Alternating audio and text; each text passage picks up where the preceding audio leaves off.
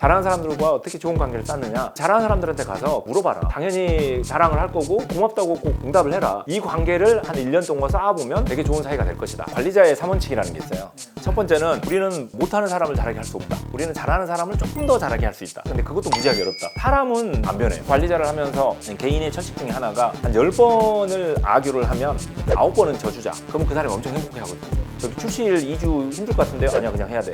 뭐 이런 거. 여기까지는 이제 개발자에 대한 의미 이런 쪽이었다고 하면, 요 다음번에는 요건 아마 어떻게 개발자로 잘 성장할 수 있느냐 요 맥락으로 아마 말씀해 주신 것 같은데, 아까도 잘 배우려고 하면 많이 물어보라고 하셨잖아요. 그 맥락이었는데요. 사람이 제일 좋아하는 게 자기 자랑이다. 잘하는 사람 만나서 많이 물어보면 많이 배울 거다 이렇게 말씀을 해주셨거든요. 실제 느끼셨을 때 그랬어요? 아, 그럼요. 이제 성장하고 싶은 개발자들한테 보통 재원 주는 게, 그러니까 어느 한 분야를 공부하려고 결정을 해라. 그러고 나서 이제 그쪽 책을 공부해라. 그 다음에 이제 그걸 잘하는 사람 주변에 찾아라. 가서 이제 물어봐라. 어떻게 이건 돌아가냐라고 하면 그분은 그걸 잘하는 사람이잖아요. 그러니까 당연히 좋다고 이야기를 해줘요. 이 실제로도 마이크로소프트에서 되게 유명하신 분이 이제 책을 썼던 이야기가 있는데, 거기에도 보면은 승진을 위해서 되게 중요한 게 뭐냐면 회사 내 네트워킹이 중요하다. 그러니까 좋아하는 사람들과 좋은 관계를 쌓는 게 중요하다. 근데 잘하는 사람들과 어떻게 좋은 관계를 쌓느냐, 그 잘하는 사람들한테 가서 그 잘하는 거를 물어봐라. 그러면은 당연히 자랑을 할 거고 재밌게 듣고 그걸 내가 써보고 잘 되면 고맙다고 꼭 응답을 해라. 이 관계를 한 1년 동안 쌓아보면 되게 좋은 사이가 될 것이다. 왜냐하면 사람은 기본적으로 자기가 잘하는 거를 설명해주고, 그리고 누가 그걸 듣고 도움이 됐다 그러면 뿌듯해요. 지식을 나눠준 거에 대해서. 그래서 이게 반복되면 더 신뢰가 쌓이는 거죠. 그래서 결국 잘하는 사람을 찾아서 그 사람이 잘하는 걸 물어보는, 못하는 걸 물어보면 안 되고 잘하는 걸 물어보면. 아까 보통은 이렇게 물어봤을 때 귀찮아하시는 이유가 본인이 잘하는 건 물어봐야 되는데 다른 거 물어봐서 그런 그렇죠. 거거든요. 자랑하고 싶은 거를 물어봐야 되는 거죠. 딱 자랑하고. 그래서 가끔 제가 이제 면접 볼 때 제가 제일 좋아하는 질문 중에 하나가 뭐 지난 10년 동안 직장 생활하면서 제일 자랑스러운 일이 뭐였냐. 그러면 갑자기 후보분이 에너지가 뿜뿜 돼가지고 막 10분 동안 막 결번을 토합니다. 너무 좋은 질문이고, 그때 이제 이 사람의 에너지나 뭔가 어떤 문제였나, 어떻게 해결했나, 많은 거를 볼 수 있는 이런 질문이 좋은 질문이죠. 어떻게 보면 본인이 100을 보여줄 수 있는. 보통은 그렇게 질문하거든요. 무슨 문제가 있었고 어떻게 푸셨는지 서술하시고, 우리나라에서 이력서들 보면 그런 거 쓰는 거 많은데 그거보다 자랑하라고 하면 확실히 달라지는군요. 그럼요. 그래서 지난 10년 동안 제일 자랑스러웠던 일 뭡니까? 아니면 어떤 문제가 제일 어려우셨습니까? 뭐 이런 것들 이야기하면 정말 열심히 재밌게 보통 이야기 해주더라고요. 종천님을 존경하시는 분도 보시는 분들 중에 꽤 많을 것 같은데, 다가가고 싶어서 고민만 하셨던 분 많이 계실 것 같거든요. 뭐 제일 좋아하세요? 뭐 여쭤보는 게 제일 좋으세요? 제가 공자 말 중에 3인행 필유사, 요즘 젊은 사람들 거의 모르더라고요. 제가 옛날 사람이라는 게 느껴지는데 3명이 걸어가면 그 중에 1명은 내 스승이 될 수 있다. 그만큼 저희는 누구한테도 저는 배울 수 있다고 믿어요. 저 나이도 상관이 없고 직업도 상관이 없어요. 누구나 다 뭔가 잘하는 게 있어요.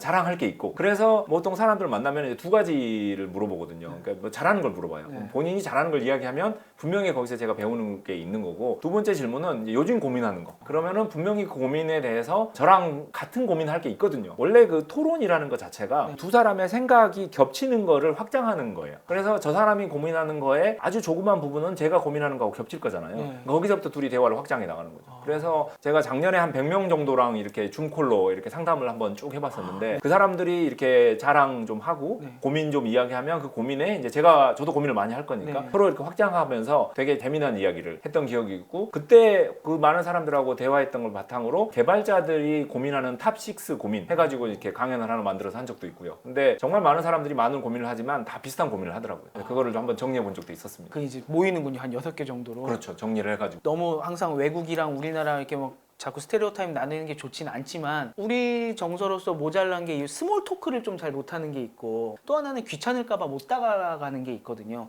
거기에 있어서는 굉장히 좋은 대답이 된 것 같습니다. 어떻게 이야기 소재를 찾아낼지, 그다음에 조금 다가가기 어려운 사람한테 어떻게 다가가면 될 수 있을지. 그 아까 개발자가 더 성장을 하고 싶다. 근데 이제 회사에 자기밖에 개발자가 없다. 그런 친구들이 있어요. 조그만 회사라서. 그러면은 당신이 생각하는 전체 개발 프로세스를 보면 뭐 영업도 있을 거고 파이낸스도 있을 거고 뭐 많잖아요. 그 각각 직군에 회사에 제일 잘하는 사람 한 명 생각해라. 그 사람을 만나라. 회사 내에서 일단. 그리고 본인이 생각하는 기술을 찾아봐라. 업계 분명히 잘하는 사람이 있을 거고, 이렇게 다리다리 건너면 있을 거고, 이렇게 정중하게 엄청 잘하신다고 들었는데 1시간만 줌으로 뵙고 좀 이렇게 어떻게 그거를 하셨는지 이야기 좀 들을 수 있느냐. 내가 질문하겠다 그러면 그 사람도 좀 힘들어할 수도 있잖아요. 근데 그냥 본인 이야기를 좀 듣고 싶다 이러면 다 해주세요. 또 여러 명 하면 그중에 한 명 걸릴 수도 있고. 근데 어쨌든 자기 직군뿐만 아니라 다른 직군 사람도 만나고, 거, 그리고 내 회사 사람들을 만나는 걸 시작해서 밖에도 만나고, 이게 되게 중요하거든요. 그리고 많이 하다 보면 모르는 사람하고도 편하게 할 수 있어요. 근데 이게 모이면 모일수록 어떻게 보면 그 개발자의 성장에 저는 토양이 된다고 생각합니다. 다른 데서 설명해 주신 것 중에서 개발자로서 이 코딩하고 내 맡은 부분만 자꾸 생각하지 말고 이 상품 전체가 어떻게 기획되고 어떻게 팔리는지까지 이 전체에 대해서 좀 알아봐라라고 말씀을 많이 해주셨거든요. 네네. 그게 지금 알아보는 방법 중에 하나가 또 이렇게 할 수 그렇죠, 있거든요. 그렇죠. 왜냐하면은 결국 그 저희가 회사에서 일을 하면서 월급이 계속 올라가고 싶잖아요. 네. 그러면은 제 능력도 그만큼 올라가야 되는 거잖아요. 네. 근데 코딩만 올라가면은 이게 밸런스가 안 맞는 거예요. 예를 들면은 뭐 왼쪽 손만 굵어지는 거하고 비슷한 거죠. 그래서 개발을 잘하면 뭐 커뮤니케이션도 잘하고, 그러면서 비즈니스에 대한 이해도도 높아지고, 그러면서 경쟁 회사들은 또 뭐 하는지도 알아야 되고, 그러니까 이게 골고루 성장해야 되는. 그래서 제가 이제 강연했던 뭐 개발자의 9가지 기술이라는 강연도 네. 보면은, 그래서 순수한 프로그래밍 말고 8개를 제가 강조를 하는 이유는 나머지 골고루 역량을 쌓아서 개발을 하다가 개발 리더를 하다가 개발 임원을 하다가 뭐 등등등 이런 식으로 여러 가지를 또 해보는 것도 방법이라서 좀 다양한 분야를 공부하는 것도 좋다. 특히 이제 요즘 시대에는 더욱더 그게 많이 나오는 것 같습니다. 요 다음 거는요. 되게 짧은데 말씀해 주실 게 되게 많을 것 같아요. 제가 못 알아들을 수도 있으니까 자세하게 좀 설명을 해주시면 좋을 것 같은데요. U자형 인재가 되라라고 말씀해 주셨는데 요건 어떤 말씀이세요? 그 원래 옛날에는 하나만 잘하면 됐거든요. C++를 아주 잘하는 개발자. 이게 일자형이었죠. 쭉 내려가는. 근데 이제 세상이 너무 변하잖아요. 그리고 내 것만 잘하면은 다른 사람들하고 연결이 안 되는 거예요. 그래서 다른 것도 좀 알아야. 제가 예를 들면 백엔드를 개발한다. 그러면 프론트엔드 개발하는 사람들하고 대화가 돼야 되는데 나는 프론트엔드 하나도 몰라요. 네. 그럼 사실상 불가능하거든요. 물론 이제 그러기 쉽지 않아요. 제가 하는 거에 반대표도 좀 이해를 하니까. 어쨌든 내가 하는 거 말고 나머지 사업은 어떻게 하고 있고 매출은 어떻게 나오고 있고 뭐 프론트엔드 개발 어떻게 되고 있고 뭐 데이터는 어떻게 하고 뭐 등등등을 어느 정도는 알고 내 거를 잘해야 훨씬 더 커버하기가 쉬운. 근데 문제는 세상이 너무 빨리 변한다고 그랬잖아요. 그래서 제가 주력으로 삼고 있는 이 기술이 갑자기 바뀔 수도 있는 거고, 그리고 제가 하다 보니까 나는 이거보다는 이렇게 쭉 하다 보니까 다른 데가 더 재밌는 것 같아. 그러면 이동을 하고 싶은 거예요. 뭐 프론트엔드 개발자로 하다가 갑자기 백엔드 개발자로 갔다가 데이터로 갔다가 갑자기 머신러닝 하고 싶다 뭐 이런 식으로. 근데 이거를 이 하나를 파다가 옆으로 확 이사가기 힘들잖아요. 그렇죠. 그래서 꼭 주전공 부전공처럼 나는 프론트엔드 개발도 하지만 뭐 백엔드 개발도 조금 알아, 이런 식으로 하나를 옆에 하나를 더 팔아. 부전공을 계속, 물론 전체적인 걸 쭉 하고 그래서 정말 시간이 많이 들어가고 해야 되지만 어쨌든 이렇게 골고루 공부하고 그중에 내 메인을 잘하면서 나머지 하나도 좀 봐놔야, 그래야 이제 이 회사에서는 프론트엔드 개발자를 하지만 나는 해보고 싶은 게 갑자기 달라졌어요. 갑자기 게임을 만들고 싶어. 게임 회사를 가고 싶어. 근데 거기 프론트엔드 개발자가 필요 없을 수도 있잖아요. 그럼 백엔드를 해야 된다. 그러면 뭐 안 해봤지만 열심히 하겠습니다. 안 되거든요. 요즘 스타트업들은 이미 준비된 사람만 뽑아요. 뽑아서 교육시키는 데도 있긴 하지만 아주 큰 회사들은 시간과 비용이 좀 많이 들어가요. 그렇죠. 그리고 이제 잘하는 친구들이 워낙 많다 보니까 요즘은 준비된 사람들만 많이 뽑는 거라 이렇게 충분히 준비를 해서 사실 그걸 가야 또 그걸 해볼 수 있기 때문에 미리미리 여러 가지 이렇게 부전공을 좀 고민해 보시는 게 좋다고 봅니다. 부전공은 그러면은 어떻게 공부해요? 뭐 혼자 독학해야 되는 건가요? 아니면 뭐 부서를 바꿔서 뭐 해봐야 되는 건가요? 지금 일을 하면서 자연스럽게, 그러니까 집에서 공부하는 것도 하나의 방법이에요. 근데 해봐야 늘거든요. 그래서 회사에서 이 프로젝트가 있다. 그러면은 이제 기존의 기술만 커버하는 게 아니라 나 이런 거를 좀 해보고 싶은데 개인적인 목적으로 좀 시간이 더 들더라도 요거를 좀 승인해 달라. 그러면 내가 신기술로 좀 새로운 분야를 내가 좀 몇 달 좀 만들어 보고 싶다. 뭐 이런 식으로 좀 딜을 잘 해서 좀 본인이 해보고 싶던 분야, 항상 프론트엔드만 했다면 이번 프로젝트는 백엔드도 좀 참여해보고 싶다. 이런 식으로 좀 회사하고 딜을 잘 해서 자기가 해보고 싶은 부전공을 또 하면 회사도 그런 걸 또 좋아할 수도 있어요. 이게 직원들의 역량이 늘어나는 건 결국 회사의 역량이거든요. 근데 물론 이거를 직원을 뭐 도구로 생각해서 시키일만 해 라는 회사는 사실 위험한 회사니까 빨리 도망쳐야 되고요. 그게 아니라 이 직원의 성장을 바라는 회사라면 이런 요구를 꼭 들어줘요. 왜냐하면 이 친구가 많이 하면 많이 할수록 회사에 도움이 되는 거거든요. 아까 말씀하신 것처럼 소프트웨어는 개발자한테 쌓이는 거니까. 그렇죠. 그래서 뭐 프론트엔드뿐만 아니라 백엔드 개발도 좀 할 줄 알면 회사는 좋은 거니까 할 수 있게 좀 해줘야죠. 물론 이제 인력이라든가 뭐 리소스라든가 기간 같은 건 좀 고민해봐야 되겠지만 그 여유 속에서는 좀 시도를 해보면서 실제 업무에서 좀 성장을 하는 게 좋습니다. 그렇게 되면 나중에는 이 옆에 짧았던 게 더 깊어질 수도 있고 네. 여러 개가 생길 수도 있겠군요. 뭐 여러 개 하기는 좀 빡셀 것 같고 일단 하나라도 좀 해서 이제 이 주전공 부전공 하는, 왜냐하면 너무 많아요. 공부할 게 너무 많기 때문에 어차피 이 모든 걸 다 공부해서 다 잘한다는 건 불가능합니다. 그래서 좀 핵심 분야, 지금 핵심 분야, 그리고 뭐 5년 후 핵심 분야 이제 본인이 고민해야죠. 지금 잘하는 걸로 5년 후에도 먹고 살겠다. 아닐 수도 있어요. 그리고 10년 후는 또 아닐 수도 있다고요. 그래서 이런 그림을 좀 그려가야 돼요. 그래서 뭔가 업계의 흐름, 뭐 제품의 흐름, 기술의 흐름 이런 거를 혼자서도 좀 고민하고 뭐 주변 사람들 이야기도 많이 하고 그러면서 이 변화의 흐름 속에 자기의 좀 포지션을 잘 잡아야 개발자로서 계속 이렇게 잘 먹고 잘 살 수가 있겠죠. 종천님께서는 원래 다른 거 하시다가 지금은 머신러닝 쪽 하시잖아요. 네. 부전공으로 좀 하셨던 거예요? 저 같은 경우에는 사실 뭐 좀 많이 왔다 갔다 했었는데 예를 들면 맨 처음에는 워드 프로세서 같은 거 개발을 하다가 네. 그다음에 갑자기 모바일 소프트웨어를 개발하다가 그다음에 이제 게임을 개발하다가 막 플랫폼을 개발하다가 뭐 데이터를 개발하다가 그래서 좀 이렇게 전공을 그러니까 개발은 개발이지만 많이 좀 갈아탄 경우고 그러다가는 나중에는 이제 완전 관리자로 넘어가서 이렇게 조직 관리, 뭐 조직 문화 이런 것만 계속 하다가 지금은 약간 이제 사업, 기술, 엔터프라이즈 이쪽으로 또 가서 약간 머신러닝을 쓰고 싶은 이제 회사들이 어떻게 하면 이제 저희 몰로코 회사의 머신러닝을 잘 쓸 수 있을까를 대신 고민해주는 그런 역할까지 하면서 되게 이게 전공 부전공을 좀 뛰어넘어서 되게 좀 다른 직군까지도 좀 많이 왔다 갔다 해보고 있는데 뭐 오래 하다 보니까 그렇게 되더라고요. 관리자의 조건에 대해서도 굉장히 많이 말씀을 해주신 게 있어요. 그 중에 하나가 이 팀장 같은 경우는 코드를 디버깅하는 게 아니라 이 개발 과정을 디버깅해야 된다. 이 말씀 어려우면서도 뭔가 되게 와닿았거든요. 어떤 말씀이신지. 관리자의 3원칙이라는 게 있어요. 네. 농담인데 네. 첫 번째는 우리는 못하는 사람을 잘하게 할 수 없다. 두 번째, 네. 우리는 잘하는 사람을 조금 더 잘하게 할 수 있다. 네, 네. 세 번째, 근데 그것도 무지하게 어렵다.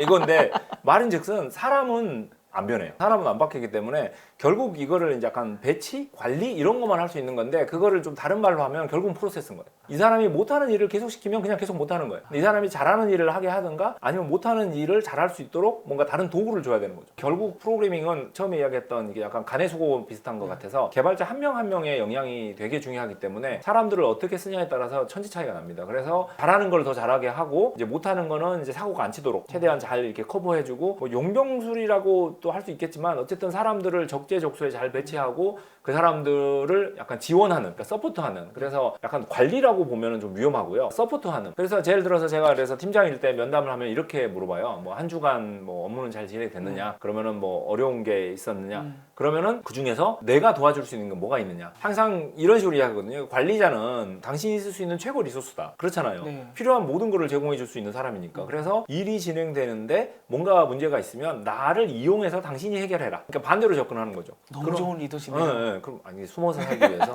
이렇게 하면 좋은 점 중에 하나는 이 사람들의 책임인 거예요. 어떻게 보면 그러니까 이 사람들이 저를 써서 일을 잘 되게 해야 되는 게 그 사람들의 집중이기 때문에 오너십도 생기는 거고 더욱더 열심히 이제 하게 되는 거죠. 그게 아니라 이거 안 되니까 이거는 하지 말고 여기까지만 해라고 이렇게 선을 지어버리면 사람들이 다 꿈쩍도 안 하게 돼요. 근데 그게 아니라 뭔가 오너십을 주고 나를 리소스로 써라 그러면은 저도 편하고 그 사람들은 행복하고. 이게 좀 현 시대의 리더십인 것 같아요.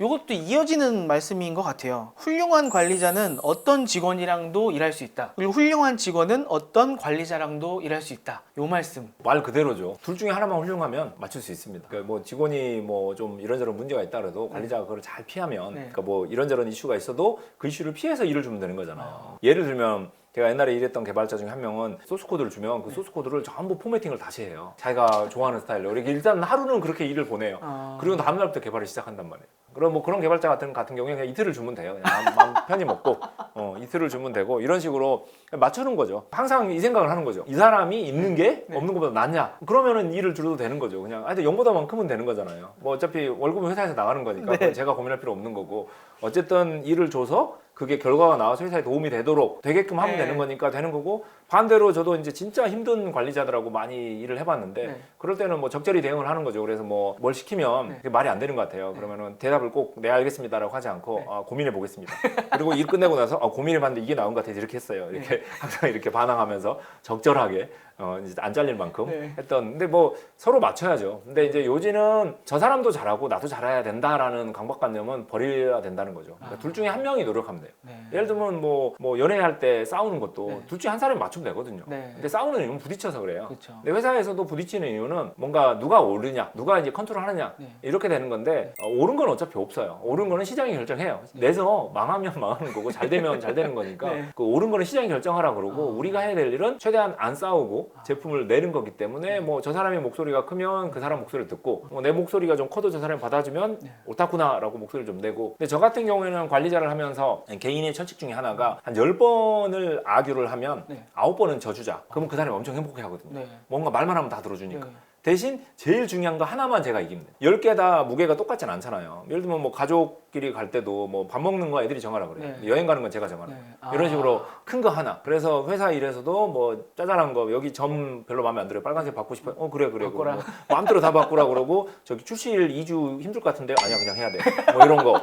큰 거 한 방 이렇게 쫙 밀어넣는. 그동안 많이 양보해 줬으니까 네. 다 알거든요. 네. 이런 식으로 이제 조절을 하는. 와 진짜 이거는 사람과 사람의 기술이네요. 이거는 꼭 뭐 관리자랑 팀원이 그렇죠. 아니더라도 네. 그래서 그 아까 이야기했던 이렇게 자랑을 많이 해줘라. 네. 그리고 그 사람 말대로 많이 돌아가게 해줘라. 그래서 사실 다 양보하는 것 같아도 중요한 것만 캐치하면. 근데 사실 그 우리 둘이 회사에서 같이 일하는 거는 네. 둘이 친하는 게 목표가 아니에요. 이게 잘 돼서 둘 다 네. 행복한 거죠. 그래서 어떻게 보면 프로페셔널 대 프로페셔널인 거예요. 저 사람도 일을 잘하고 나도 일을 잘하고 둘 다 열심히 해서 회사가 돈을 벌고 둘 다 돈을 많이 벌고 제품도 잘 나오고 이게 메인이기 때문에 뭔가 이게 감정에 얽매일 필요가 없는 거예요. 거기에 부딪히지 않으면 처음부터 재밌게 편하게 일할 수 있는 거죠. 근데 이것도 뭐 말씀은 되게 이렇게 쉬운 이야기 같지만 이 제일 중요한 거 하나를 결정해서 그거를 관철시키는 것도 사실 진짜 어려운 일이거든요. 제가 그래서 이제 관리자로서 좀 네. 되게 초기에 힘들어했을 때 누가 우연찮게 책을 한 권 줬는데 책 제목이 사소한 거에 목숨 걸지 마라. 그리고 밑에 부제가 모든 거는 사소한 거다. 아주 유명한 책이죠. 근데 이게 맞는 말이에요. 그 책의 내용 중에 이런 말이 있거든요. 뭐 어떤 일에 화가 나요. 그러면 생각해 보래요. 만약 1년 후에도 이 일로 화가 날 것 같으면 화를 내라는 거예요. 지금. 근데 세상에 그런 일 없어요. 1년 후에도 화가 날 일은 없어요. 그래서 다 지나고 나면 별일 아닌데 지금 그걸로 화를 내서 얻는 건 아무것도 없어요.